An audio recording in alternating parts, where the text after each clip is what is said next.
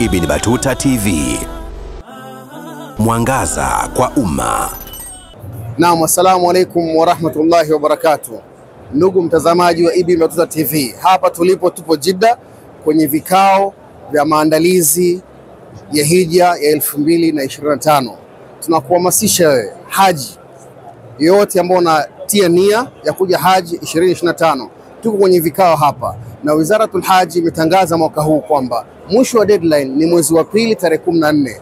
Kwa hiyo tunakupa nasaha, haji yote ulikuwa unajiandaa kwa ajili ya hija, uje mapema kwenye taasisi ili kuweza kufanya nini? Kujiandikisha na kulipa mapema, taratibu zifanyike mapema sana.